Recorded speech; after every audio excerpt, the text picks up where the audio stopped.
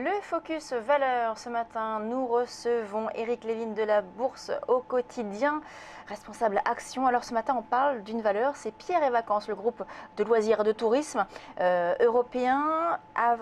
C'est un titre qui a progressé de 25% depuis le 1er janvier, 29% déjà sur un mois, donc plutôt séance haussière, tendance haussière sur le titre.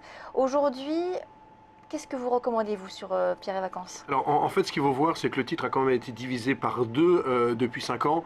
Ce qui se passe, c'est que c'est une société qui a eu beaucoup de difficultés, qui a perdu 100 millions d'euros en l'espace de 3 ans, et surtout qui était en pleine restructuration avec une stratégie défensive, avec une baisse des coûts et surtout avec un repositionnement sur l'Europe. Et puis, il y a quelques semaines, il y a un groupe chinois qui s'appelle HNA, qui a pris 10% du capital, qui pourrait également aller jusqu'à 15% du capital et qui surtout va permettre à Pierre et Vacances d'investir 1 milliard d'euros en Chine. Cela veut dire que le groupe se donne les moyens d'avoir des autorisations, notamment administratives en Chine, puisque vous savez, quand on a un partenaire, c'est beaucoup plus facile.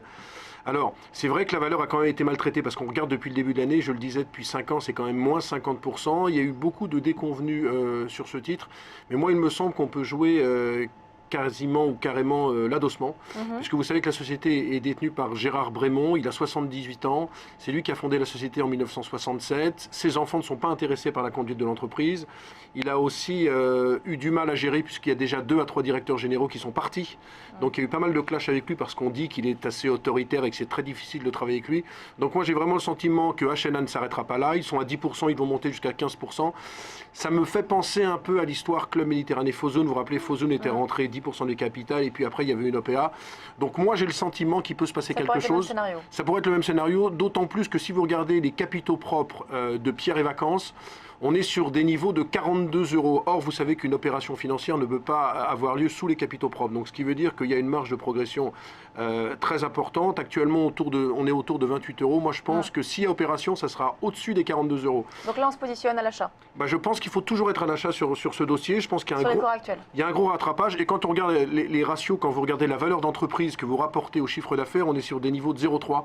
Donc là encore, il y a une très belle marge de progression. Moi, je pense que ça peut être l'opération financière de 2016. En tout cas, je suis persuadé que le groupe chinois ne s'arrêtera pas là parce que Pierre et Vacances, c'est quand même MGM et surtout Center Parcs, ce qui peut attirer beaucoup de monde. Merci Eric Lévin, donc la Bourse au quotidien pour cette analyse de la valeur Pierre et Vacances.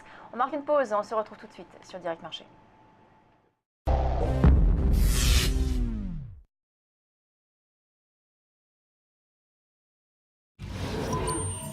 Ah, le futur. Ici, la technologie me fait gagner du temps. Si je veux acheter la maison de mes rêves, la réponse de ma banque est immédiate. Dans le futur, tout est interactif. Je peux visualiser tous mes comptes bancaires depuis la même interface. Je sais toujours où j'en suis. Mais on est bien d'accord, tout ça n'existe pas encore. Ma banque, elle existe déjà. Boursorama Banque, la banque en ligne avec vous. Et en ce moment, 80 € offerts.